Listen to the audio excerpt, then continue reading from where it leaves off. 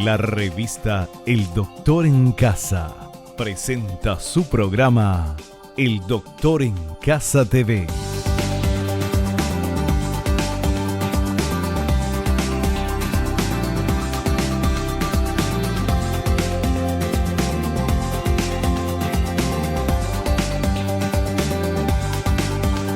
Con la conducción de Vivi Landó.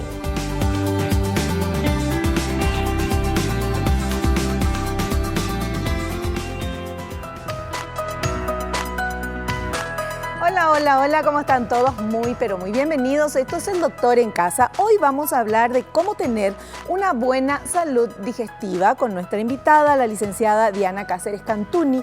Ella es nutricionista, especialista en nutrición clínica funcional.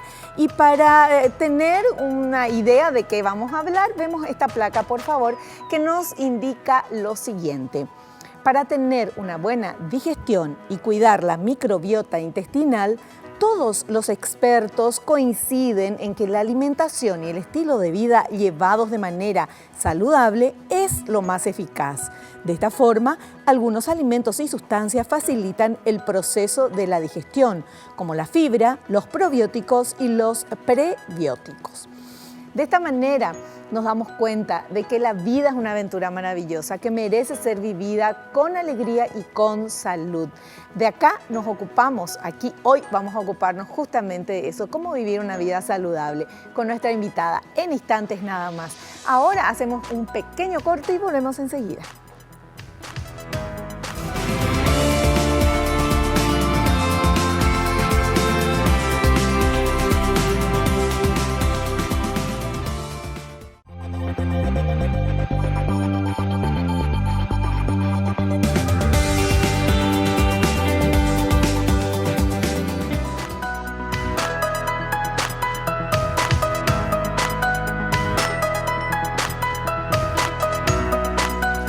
Estamos con nuestra invitada, la licenciada Diana Cáceres Cantuni. Ella es nutricionista especializada en nutrición clínica y funcional. La recibimos. ¿Qué tal, licenciada? Bienvenida al programa. Qué gusto tenerte. ¿Cómo estás, Vivi? Mucho gusto estar aquí hoy y compartir con toda la teleaudiencia. Bueno, queremos hablar de cómo tener una buena salud digestiva. Y para tener una buena salud digestiva, ¿qué es lo más importante, licenciada?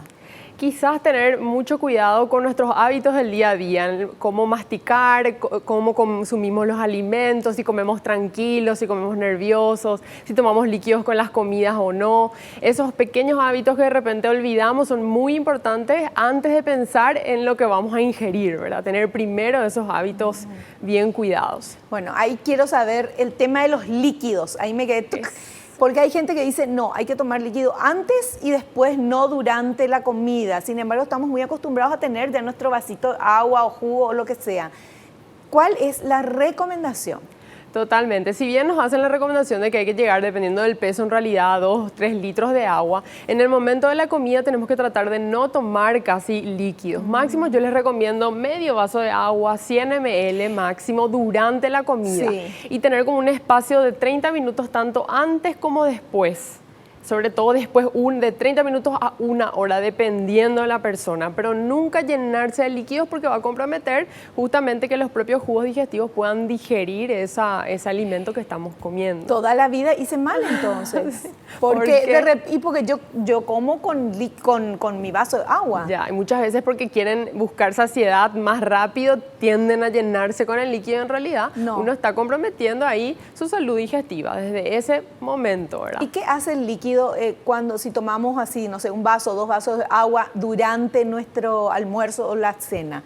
¿Qué pasa en el estómago? Y justamente, tanto el ácido clorhídrico, que es el que tiene que activar después a las demás enzimas de la digestión, se va a ver como con excedido de agua, como que, ¿cuál es la palabra? A ver, excedido de agua, ¿sí? Y no va a poder actuar. Entonces, a eso me refiero, con que tenemos que tratar de no consumir tanto líquido con las comidas para que ese jugo gástrico pueda actuar y no se llene de líquido extra que le impida su función.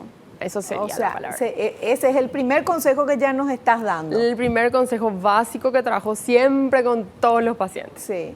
Bueno, entonces, qué interesante eso, ¿eh? Qué interesante, porque tenemos que aprender.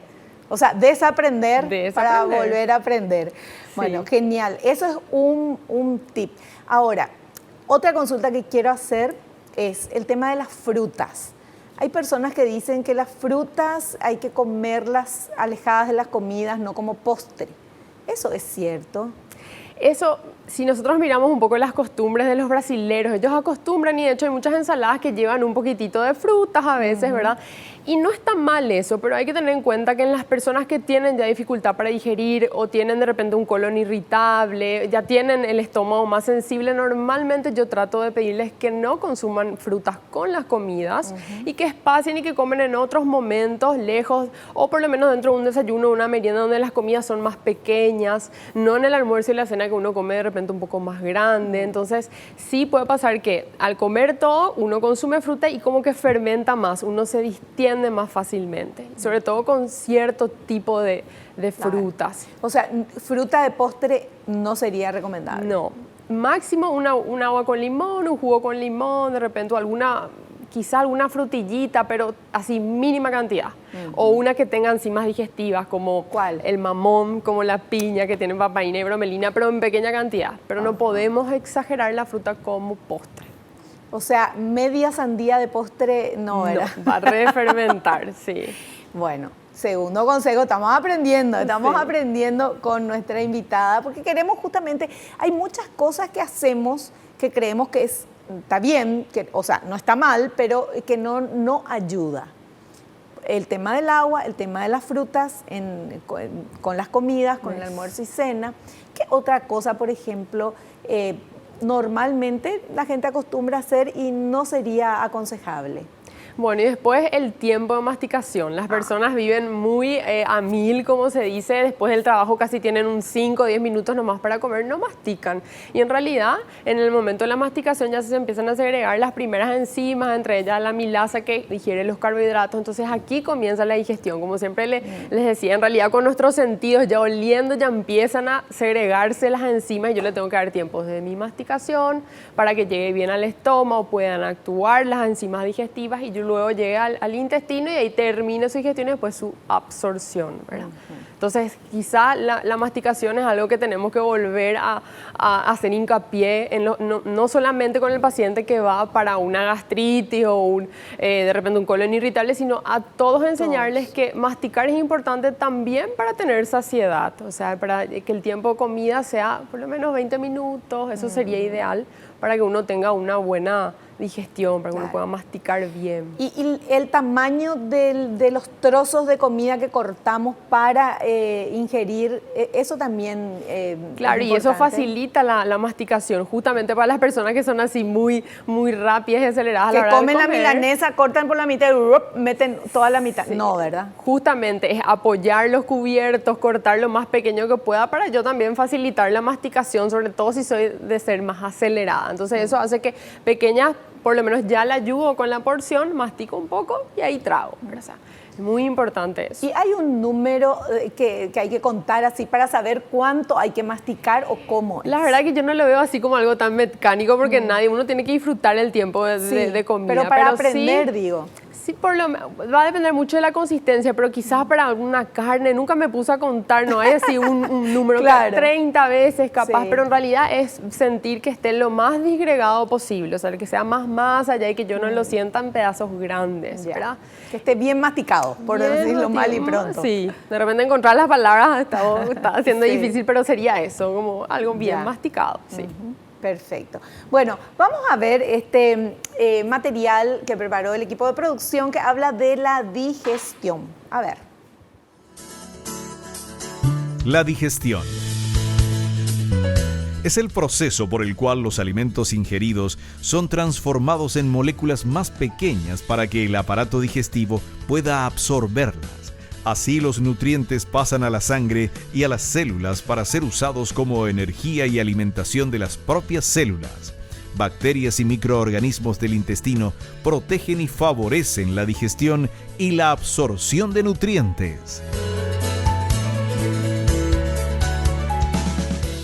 Es así. Sí, correcta la información. Asimismo, una flora intestinal adecuada nos permite también una buena síntesis de vitaminas como la vitamina K, parte del complejo B y nos ayuda así a la metabolización de esos alimentos. ¿Y qué tenemos que hacer para proteger esa flora intestinal o microbiota? ¿Qué cosas tenemos que hacer? Primero ahí es muy importante que ahora justamente estamos hablando de salud digestiva, que uno cuida su microbioma, uno cuida el microbioma intestinal cuando uno adecua todos los procesos de la digestión. Si yo no digiero bien mi alimento, ese alimento llega al intestino y fermenta y justamente hace que las bacterias patógenas sobrecrezcan. Entonces, cuanto yo más ayudo a digerir mi comida desde la boca, ¿verdad? Yo ayudo a tener un mejor equilibrio intestinal, a que existan más bacterias o microorganismos probióticos, que son los considerados saludables, y mueran las patógenas, ¿verdad? Entonces eso sería un punto muy importante a resaltar. Y después hablaríamos de los alimentos, ¿verdad? ¿Qué alimentos, por ejemplo? Sí, bueno, ahí hoy los estudios nos hablan de que la fibra es lo más importante para ayudar a que haya una buena proliferación de esas bacterias o microorganismos benéficos que queremos. Y entre ellos vamos a encontrar principalmente las verduras, las frutas y por supuesto también las semillas, los frutos secos, ¿sí? Eso nos ayuda siempre a mantener en equilibrio la flora intestinal. Y quizá una dieta más o una alimentación más yendo a lo mediterráneo, a la dieta mediterránea, ¿verdad? Donde hay muchas grasas buenas, donde hay mucho aceite de oliva, aguacate, ¿verdad? Y cantidades y muchos carbohidratos integrales también, o sea, comer carbohidratos como un arroz integral o quizá unos tubérculos como la batata, la mandioca, la papa, y la proteína en cantidades controladas, tampoco muy hiperproteica, sino que es un balance, ¿sí? En donde la fibra es lo que más tiene que predominar para cuidar ese intestino. ¿Y qué pasa si es hiperproteica la alimentación? ¿Qué pasa con la digestión? Con la microbiota. Con la también. microbiota justamente van a sobrecrecer las protobacterias, le llamamos, o sea, y esas son bacterias malas, ¿verdad? Entonces, yo puedo sí hacer como parte de una estrategia nutricional para el paciente está buscando perder peso, yo le puedo hacer por un tiempo una dieta hiperproteica, pero rápidamente corrijo con una dieta más mediterránea. Lo mismo, entrar en una dieta cetogénica a veces por indicación y luego corrijo. Eso es más bien para un descenso de peso. Claro.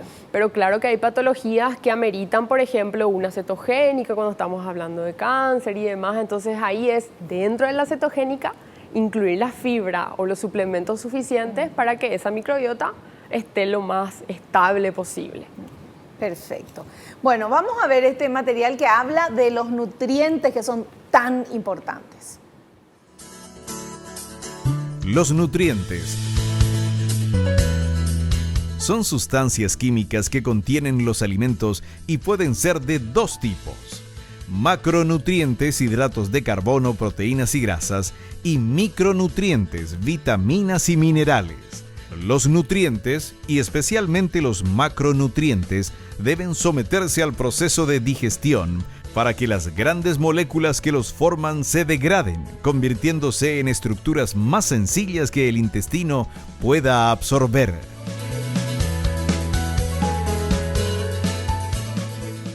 Totalmente, lo que veníamos hablando, ¿verdad? Que en realidad para que esas partículas ya lleguen lo más digeridas posible, ¿dónde empieza la digestión? En la boca, ¿verdad? O sea, tenemos que empezar ya a masticar adecuadamente. ¿Todos los alimentos tienen nutrientes?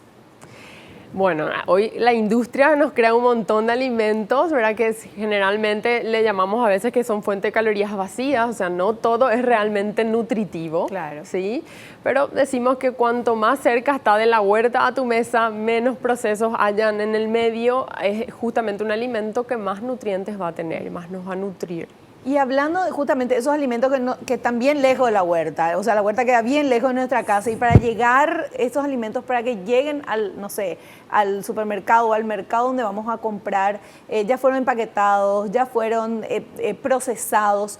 ¿Qué hacen qué daño le hacen al cuerpo? ¿Por qué le hace daño un alimento muy procesado que tiene miles de cosas químicas? Claro, y bueno, ya que estamos hablando justamente de la microbiota intestinal, hay varios factores que hacen que esta microbiota se altere, ¿verdad? Y entre ellos están los aditivos químicos de los alimentos, las toxinas alimentarias en general, por ejemplo, comer alimentos muy empaquetados que vengan del plástico, que tengan mucho aluminio, ¿verdad? Que vengan empaquetados en sí. Después ya entramos a los medicamentos, la forma de alimentación, todo eso puede agredir a la flora intestinal. Entonces, cuanto más industrializado, cuanto más químicos haya, yo tengo más antinutrientes y más daño yo le voy a hacer a ese equilibrio de la flora intestinal, y por eso es que no son benéficos. Ya. Cuando mi flora intestinal o la microbiota está desequilibrada, ¿yo cómo me doy cuenta? ¿Qué me pasa? ¿Qué siento? Sí, bueno, más para no entrar en estudios funcionales que de repente son bastante costosos y no todas las personas tienen acceso a eso. Primero saber que si yo estoy súper estresada, también ese es otro factor que puede hacer alterar mi flora intestinal. Después el tipo de alimentación que estoy llevando. Si estoy llevando una alimentación muy rica en diet, light, cero y pocos alimentos naturales, otra cosa que yo ya puedo tomar como base que está alterada mi microbiota. Y después síntomas. Empiezan también la distensión abdominal, la sensación de pesadez, que no digiero muy bien. Puedo tener, los síntomas de disbiosis intestinal pueden ser muy variados. Van desde la parte del tracto digestivo, pero también se pueden manifestar en, por ejemplo, alergias en la piel, urticaria, ¿sí? Pueden ser migrañas. Realmente hay muchos signos que pueden hablar de una disbiosis intestinal, y dependiendo del paciente, la historia de lo que él esté consumiendo o haciendo, es que vamos detectando esos signos de alteración de la flora intestinal. Perfecto. Bueno, licenciada Diana Cáceres, hacemos un pequeño corte y volvemos enseguida y seguimos charlando de esto, ¿sí? Dale. Hacemos un cortecito, ya volvemos.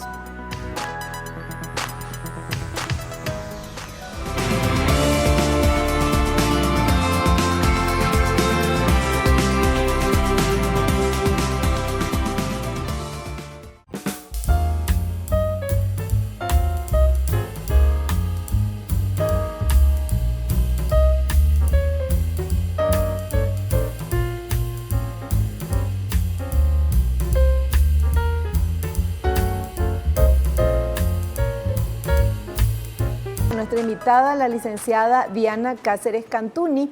Ella es nutricionista, especialista en nutrición clínica funcional. ¿Qué es nutrición clínica funcional?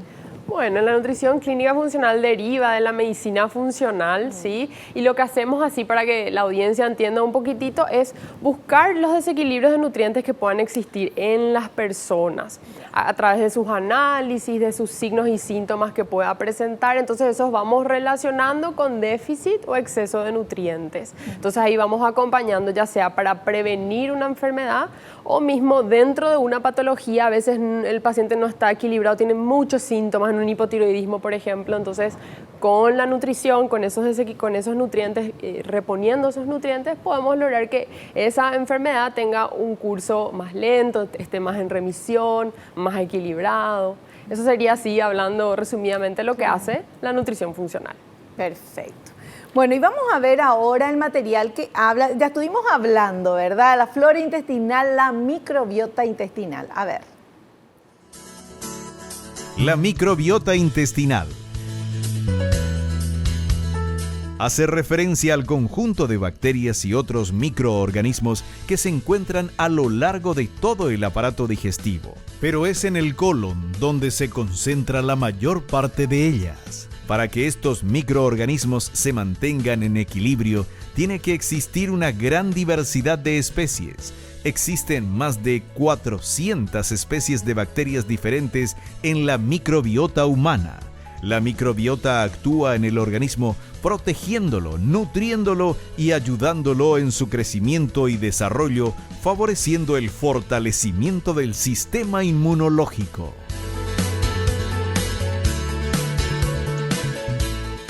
¿Está correcto eso? Totalmente. Justamente hablamos de que un 70% de la inmunidad radica en el intestino a causa del microbioma intestinal, así que es totalmente cierta esa información. La inmunidad, ¿cuánto por ciento? 70. 70%. Hay varios autores, 60, 70, 80. Bueno, pero gran parte es la inmunidad innata, una de las primeras barreras de defensa. O sea, cuán importante es lo que comemos, claro, si eso determina nuestra flora intestinal. Bueno, y determina justamente esas defensas, que la inmunidad son las defensas que tiene, cómo se defiende el organismo ante virus, bacterias y todo. Al alimentarnos bien es como que nos vamos a enfermar menos, ¿verdad? Totalmente, es como que tenemos un escudo que hace que nos proteja tanto del COVID como de cualquier enfermedad que podamos tener más adelante. Si tenemos genética, genética no es destino, uno puede justamente frenar eso con los hábitos del día a día. Y también el envejecimiento en sí, o sea, la alimentación es base realmente. Claro. Genética no es destino, me gustó eso, Sí. licenciada. Sí, porque muchas veces uno dice, no, ya nací en una casa de abuelos, padres, no sé, con un tipo de enfermedad, entonces uno dice, bueno, seguro que yo voy a tener también, y es como que ya te resignás nomás a que vas a tener eso. ¿Y qué se puede hacer en ese caso, por ejemplo? No, y justamente ahí ver cuáles son los factores de riesgo que existen. Si yo puedo tener, todos digo, siempre tienen que tener su nutricionista, ¿verdad? Uno acercarse a un nutricionista especializado, ver cuáles son sus factores de riesgo, ir acompañando ya sus análisis, entonces ir haciendo prevención, ¿verdad? Entonces uno, tanto con su alimentación y su estilo de vida, uno puede prevenir y retardar al máximo, inclusive hacer que esa gente siempre esté ahí, como se dice, dormido y nunca despierte. Entonces es muy importante tener esa conciencia ya desde chicos y no resignarse, al contrario, tomar acción para evitar que nos venga alguna enfermedad. Y, por ejemplo, hablando de la obesidad, que es una enfermedad, una familia de abuelos obesos, padre, madre obesa, obviamente los hijos, voy a decir, obviamente obesos, ¿pueden revertir eso? Se puede, pero ahí es como que más complicado. ¿Por qué? Porque el ambiente tiene que cambiar. O sea, tanto no se le puede exigir. Si los padres de repente le traen a su hijo que quiere que baje de peso, pero en realidad lo que le hablamos es que ellos son los que deben dar el ejemplo. Claro. Entonces, todos tienen que ayudarse, cambiar la cocina, el ambiente, y así sí podemos lograr a que todos vayan descendiendo de peso y vayan alejándose de cuántas enfermedades que son colaterales y que vienen como consecuencia de la obesidad, ¿verdad? O sea, que se puede, pero hay que hacerlo en equipo. Perfecto. Bueno, y ahora vamos a ver esto que son los probióticos, que son muy importantes. A ver. Los probióticos son microorganismos vivos que, si se toman en cantidades adecuadas, son beneficiosos para la salud digestiva. Los contienen los alimentos, los medicamentos y algunos suplementos dietéticos que ayudan a realizar el proceso de la digestión, estimular y regular el sistema inmunológico. Se ha demostrado que pueden ayudar a evitar molestias digestivas como la sensación de hinchazón o los gases. Esos son los probióticos. Sí, que es muy importante también que la teleaudiencia sepa que uno no tiene que autoindicarse los probióticos. Eso es importante. O sea, la información es correcta, pero sí que lo haga un profesional. Y también hay etapas para ir introduciendo un probiótico. Muchas veces, si estamos con mucha distensión abdominal, no es el mejor momento para reinocular un probiótico porque eso fermenta. Entonces yo puedo agudizar mis síntomas. Lo que tengo que hacer es el paso a paso, ir viendo qué alimentos estoy comiendo, remover esos alimentos que no son buenos, introducir los buenos, trabajar la digestión del paciente y después, cuando él esté un poco más equilibrado, ahí empiezo a reinocular probióticos viniendo de las cápsulas estas que compramos como suplemento o como medicamento. Sí, antes ir introduciendo quizás alimentos probióticos, que esos son los más saludables y que sí lo pueda ir incorporando la gente sin mucha indicación de un profesional. ¿Cuáles son los alimentos probióticos? Los alimentos probióticos son justamente los fermentados que ya hace mucho tiempo se conocen, pero que aquí poco lo utilizamos hasta hace unos poquitos años, que son el kimchi, el chucrut, la kombucha, un yogur natural también puede ser. Esos son los alimentos fermentados. Ya.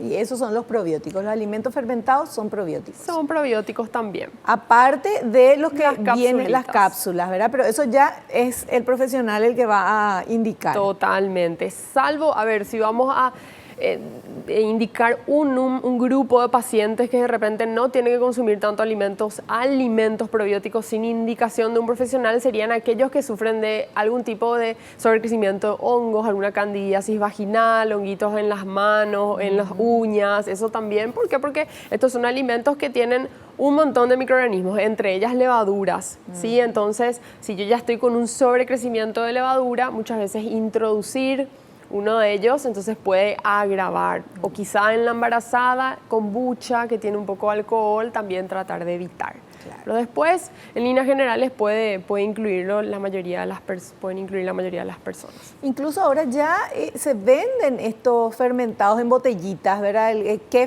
¿Cómo es? Kefir, cierto, eso me parece que no dije. Kefir, kombucha, kimchi y chucrut.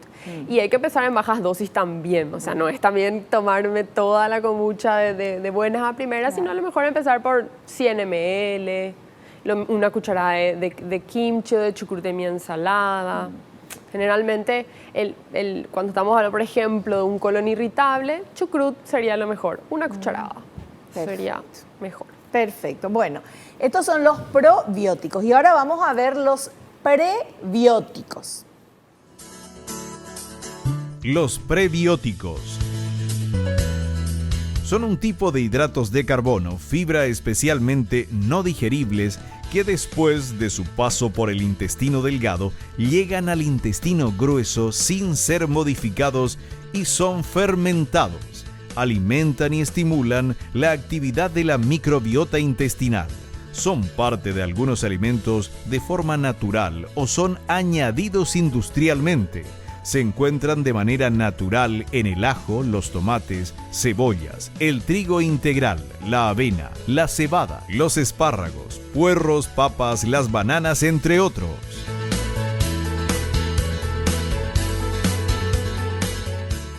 Bueno, estos son los que más consumimos normalmente, ¿verdad? Y excelente, ese yo digo debe ser el caballito de batalla de todos, porque estos alimentos son los que hacen que crezcan las bacterias probióticas o los microorganismos probióticos, esos benéficos. O sea que de nada sirve que yo de repente mi médico o mi nutricionista me indique una cápsula de probióticos y yo no la alimente de manera adecuada, yo no me alimente correctamente, porque eso es lo que hace que ese probiótico prenda, por así decirlo, de manera rápida, que se empiece a proliferar. ¿Y cómo? Dándole estos alimentos prebióticos que pueden venir ahí, como decía, de la banana, del ajo, de la cebolla, de la avena, ¿sí? De las hojas verdes en general. Las frutas y las verduras son fuentes de prebióticos, ¿verdad? Y después tenemos otros que también se venden, como el psyllium, que es un polvito, que es una fibra que se le agrega, y así. Y los alimentos probióticos como el kimchi, chucrut y demás también son fuentes de prebióticos. Pero por lo que veo, nosotros consumimos más prebióticos que probióticos, ¿verdad? Sí, así mismo, porque en realidad la idea es que también no existe una microbiota intestinal única e ideal para todos. Sí. Cada uno tiene un equilibrio, entonces la idea es que yo, con mis hábitos, le haga sobrecrecer a esas bacterias que yo tengo, esos microorganismos que son buenos, que empiecen a reproducirse. ¿Y cómo? A través de esos alimentos. Entonces, el probiótico está para introducirlo en pequeñas dosis para que después el resto, lo que yo haga, lo que yo consuma, sea lo que haga que eso se prolifere. Bueno, ¿exceso de prebióticos o exceso de probióticos puede hacer daño? Sí, ahí estamos hablando de esa distensión abdominal, de los gases, una diarrea, un estreñimiento, sí. Y muchos cometen errores cuando toman de manera así, sin que la indique un médico, puede ser peor, ¿verdad? Bueno, y a los niños, pensando ya en, estamos aprendiendo para nosotros los grandes, ¿verdad? Pero si aprendemos una buena alimentación, entonces, ¿cómo podemos hacer eso en la casa para que toda la familia tenga esa buena alimentación?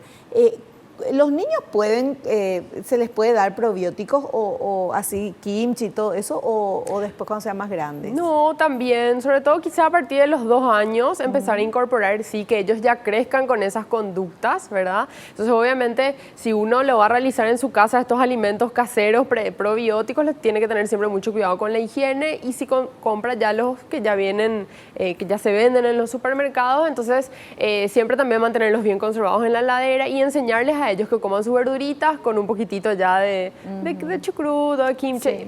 No darle gaseosa, empezar a darle kombucha, claro que sí, pueden ir incorporando, y después muchas verduras y frutas, ¿verdad? Y eso sería lo ideal, ¿verdad? Porque nosotros ya grandes, bueno, nos encontramos con eso, ahora aprendemos el tema de la microbiota y de cómo tiene que ser nuestra alimentación, y genial, la hacemos y mejora nuestro organismo, mejora nuestra manera de sentirnos, nuestra salud. pero si hacemos eso con los chicos desde chiquititos, estamos potenciando unos superhumanos, no sé, con un Esa cuerpo, es la palabra, ¿verdad? Esa es la palabra, totalmente. Ellos no van a sentir todos esos síntomas que capaz nosotros tuvimos que sentir para descubrir que necesitábamos tomar acciones para equilibrar nuestra microbiota. Inclusive vamos a retrasar la aparición o evitar la aparición de enfermedades si desde chiquititos ellos adoptan estos hábitos. Perfecto. Licenciada, la musiquita nos indica que tenemos que hacer un corte, volvemos ya.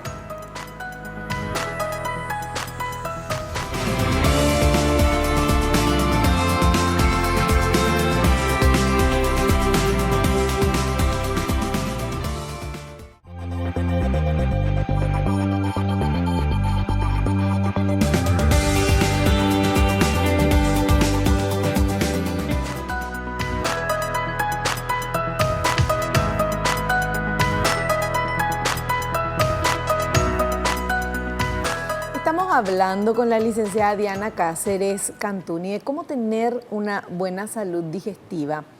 Y no es solamente cuando hablamos de buena salud digestiva para, digerir bien y que no tener dolor de estómago ni ningún otro problema. No solamente eso, estamos hablando de la buena salud digestiva justamente para tener buena salud, para ver qué tenemos que hacer y qué tenemos que comer y cómo para poder digerir mejor los alimentos, para que esos nutrientes sean absorbidos por el cuerpo y de esa manera tener mejores defensas. Totalmente, es la base, como estábamos diciendo, para tener una buena inmunidad. Bueno, habiendo tanta variedad de alimentos, ¿verdad? No todo el mundo puede acceder a todos los alimentos también. Estamos hablando de lo ideal de que vos puedas ir y elegir, hoy quiero comer esto, hoy voy a comer porque es lo que mi cuerpo necesita, ¿verdad? Lastimosamente hay personas y hay grupos que no pueden acceder a eso por la educación, por el lugar donde viven, por la parte económica. Entonces, muchas veces cuando uno tiene problemas económicos, compra lo más barato y que pueda llenar la panza, hablando mal y pronto. Entonces, ahí entran mucha harina, huevos son buenos, ¿verdad? Pero, y están caros también, entre paréntesis, Sí. pero... O mucha leche, quizá también. Sí. Sí. O qué sé yo, un día se hace fideo de esta manera, el otro fideo moñito, el otro arroz. O pan, sí, así mismo. Bueno, ¿y qué pasa? Porque una cosa es decir, sí, esto es lo ideal. Hay personas que pueden lograrlo. Sí. Pero para las personas que están en una situación de más precaria. Sí. ¿Cómo puede ser su alimentación con cosas que no sean muy caras y que puedan encontrar? Claro, en realidad es pedirle que dentro de lo que tengan sean lo más variados posibles también, Ajá. porque uno puede comer arroz, fideo y también pensar en los tubérculos, como batata, como mandioca, tenerlo también eso como una variedad. Y después, y quizás los huevos sean más económicos, el queso siempre es mejor, si voy a consumir lácteos, pensar más en el queso o en el yogur y no tanto en la leche. Entonces, con lo que tenemos, hacer una variedad en la alimentación. Y las frutas y verduras de estación, las que yo pueda acceder y que estén más a mano. No necesito consumir superalimentos ni alimentos funcionales, Claro. así súper con elevado costo. Yo con lo que tengo puedo tratar de optimizar al máximo mi alimentación, ¿verdad? Claro, eso es importante también, porque siempre uno tiene que pensar en todas las personas, no todos estamos en la misma situación. Pero es bueno también saber lo que sería lo ideal, ¿verdad? Que es, si acá en el Doctor en Casa te contamos qué es lo ideal. Dentro de eso, cada uno va adaptándose según su situación. El tema de las frituras, por ejemplo, porque hay gente que dice, no hay que comer nada frito.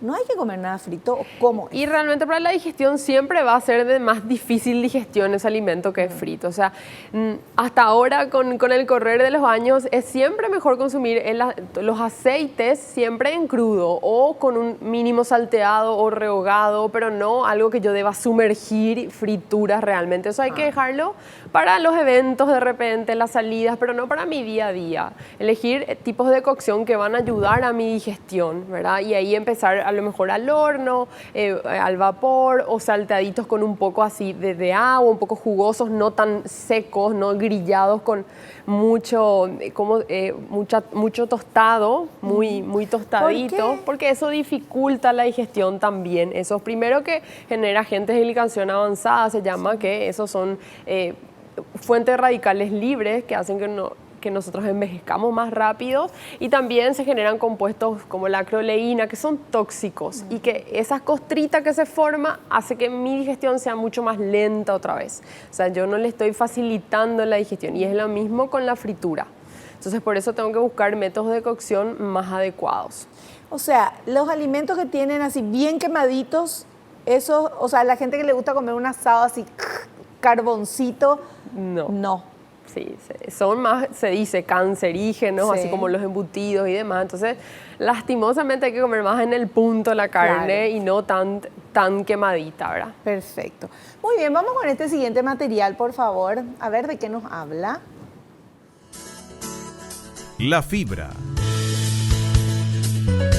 Es un compuesto vegetal comestible y que el intestino delgado no puede absorber, por lo que llega intacto al intestino grueso.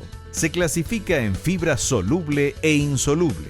El consumo diario está asociado con diversos beneficios como la prevención del estreñimiento, la diverticulosis, la diabetes, la obesidad, el riesgo cardiovascular, la hipercolesterolemia o algunos tipos de cáncer, entre otros.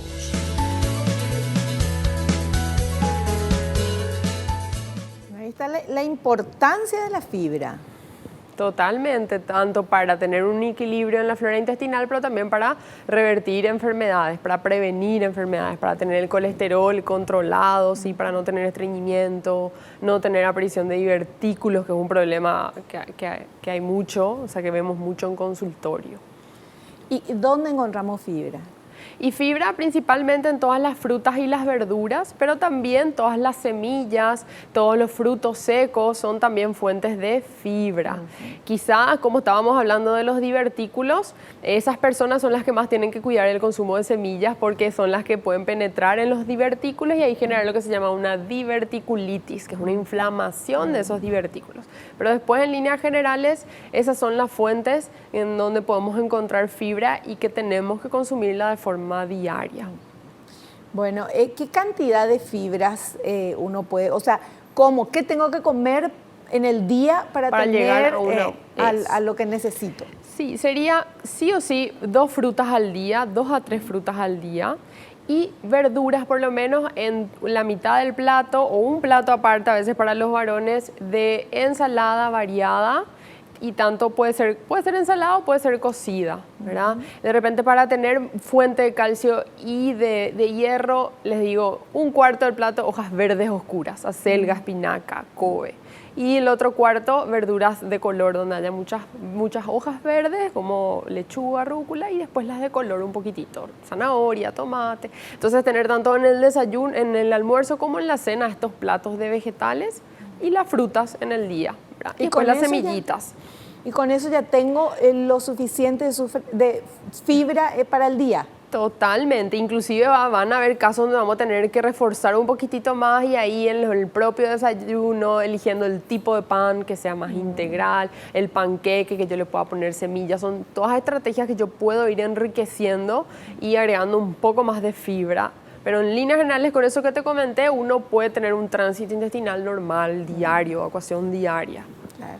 Además, la fibra también produce saciedad, ¿verdad? Totalmente, y eso hace que nosotros, en vez de tomar tanto líquido, en realidad es comer más fibra para saciarme. Eso sería muy importante. Claro, perfecto. Bueno, tenemos otro material que habla de medidas para una buena salud digestiva. Vamos a ver. Medidas para una buena salud digestiva. Mantener una dieta equilibrada. Consumir 5 raciones diarias de frutas y verduras, fibras, cereales integrales y legumbres. Incrementar el consumo de lácteos fermentados ricos en probióticos. Evitar los alimentos ricos en fibra que pueden provocar flatulencia. como las verduras crucíferas o los picantes, entre otros. Cocinar los alimentos al vapor o al horno. Evitar las frituras, los ahumados y las salsas pesadas. Realizar 5 comidas al día, no muy cuantiosas, para que la digestión de cada una no sature el aparato digestivo. Beber al menos 2 litros de agua al día para mejorar el tránsito intestinal. Reducir o evitar la ingesta de alcohol y bebidas gaseosas. Masticar bien la comida antes de ingerirla para favorecer la absorción de nutrientes. No acostarse en las 2 horas siguientes de comer para evitar los reflujos. Realizar ejercicio físico moderado diariamente. Evitar laxantes, antiácidos, coleréticos y antibióticos, entre muchos otros medicamentos sin prescripción médica.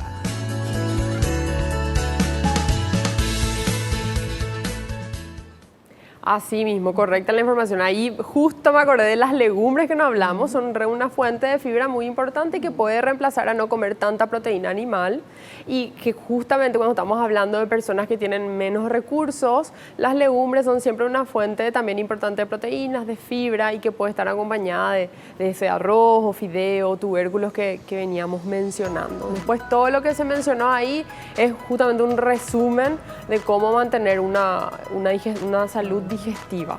Perfecto. Hacemos un pequeñito corte. A la vuelta estamos en la parte final del programa con las consultas que ustedes quieren hacer a nuestra invitada. Volvemos ya.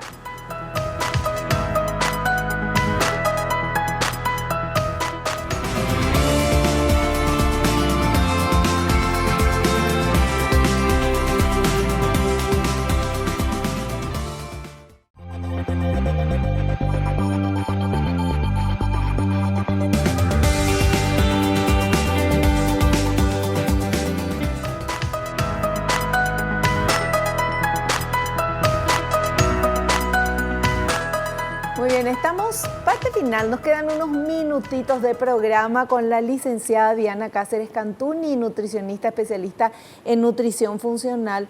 Y ustedes están escribiendo en nuestras redes sociales, el Doctor en Casa está en todas las redes sociales. Cuando están viendo el programa, quieren saber algo, escriban por favor, ¿sí? Si no es en este programa, si no nos da el tiempo para responder todos, va a ser en el siguiente, pero todas las preguntas van a obtener su respuesta. Y vamos con la primera pregunta, a ver. Viviana de Guarambaré quiere saber si el exceso de consumo de fibra puede ser perjudicial. Sí, justamente volviendo a retomar un poco que hablamos al principio del programa, muchas veces las pacientes que quieren tratar su estreñimiento se exceden con la fibra y no toman suficiente agua, no consumen, no colocan aceite de oliva en sus ensaladas. Eso todo, si yo no hago en conjunto, ese exceso de fibra puede ser perjudicial. Yo como mucha fibra, no agrego líquidos, yo me puedo estreñir mucho más, yo puedo aumentar mis gases, mi distensión abdominal, entonces sí puede ser un problema. Eso para el estreñimiento. Y si estamos hablando de un colon irritable, lo mismo, hay ciertas fibras que fermentan más y en estos hacemos una dieta de baja fermentación, ¿sí? Entonces depende de quién es el paciente para indicar tal o cual tipo de fibra, ¿verdad? Perfecto. Tenemos otra preguntita, a ver. Edgardo de Lambaré dice que se debe tener en cuenta al leer la etiqueta de los alimentos. Primero una lupa porque vienen tan chiquititas las letritas muchas veces que hay que mirar ahí. Así mismo. Bueno, primero recordar que comer menos empaquetados es importante, Ajá. menos industrializados. Y después tener en cuenta que los ingredientes están por orden. En cuanto más haya en ese alimento, va en primer lugar. Por ejemplo, si tiene más azúcar, azúcar es el primer alimento que menciona. Entonces, ahí hay que ver. No puede empezar con azúcar, no puede empezar con un químico que no entiendo, ¿verdad? No puede empezar con aceite ni con manteca. Entonces, siempre va de mayor a menor el etiquetado. Entonces, cuanto más naturales sean los ingredientes, va a ser siempre una mejor opción. Entonces, ahora tenemos que ser un poco más detectives, un poco más, tenemos que analizar un poco más lo que comemos. Así mismo. ¿Tenemos otra consultita? A ver, por favor. Cintia de Fernando de la Mora quiere saber si es mejor consumir las bebidas junto con las comidas o hacerlo después. Nuevamente recordando un poquitito eso. Idealmente, si yo voy a elegir algún líquido antes de las comidas para estimular la producción de ácido clorhídrico y enzimas digestivas, son té digestivos. Empezar por un té de jengibre o un té de menta o un té de romero para que yo prepare mi estómago para recibir ese alimento. Ese sería un buen líquido, o agua con limón. Después, agua de por sí tendría que tratar de evitar esos 30 minutos antes, durante la comida máximo 100 ml de agua o después, y volver a esperar 30 minutos o una hora para tomar todo el líquido que yo quiera en el día. O sea, en resumen, poco líquido durante la comida. En Asia, en los países asiáticos, básicamente en Corea, donde conozco, al almuerzo y a la cena viene te traen así una cosita de agua caliente o puede ser un tecito, agua tibia o un tecito, para tener ahí. El tibio tiene que ser, es mejor que frío. Sí, tibio o natural, ¿verdad? Nunca las temperaturas extremas, ¿verdad? Para una buena digestión, una temperatura natural está ok, y por eso estábamos hablando de test digestivos o pequeña cantidad de agua. No te sirven una jarra de agua, sino un poquitito, porque yo puedo tener sed, puedo tener que tomar a lo mejor algún suplemento y necesito sí ayudarme. O sea, si yo no exagero con la cantidad, nunca va a comprometer mi digestión. Perfecto. Bueno, súper claro. Todo. Nosotros queremos agradecerte, agradecerle a la licenciada Diana Cáceres Cantuni. Muchísimas gracias por la presencia en el programa, por todo lo que nos estuviste contando. Aprendimos mucho y queremos verte en un próximo programa. Ay, muchas gracias. Yo encantada de estar acá, así que seguramente si me invitan estaré de vuelta. Muchas gracias. Nosotros nos despedimos hasta el próximo programa, si Dios así lo permite, y no te olvides lo que te digo siempre, porque es cierto, naciste para ser feliz, no te conformes con menos. Chao, chao.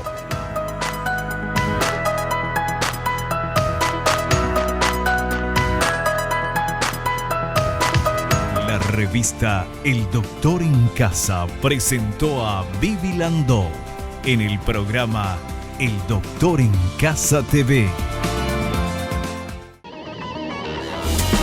Fue una realización de Alicante.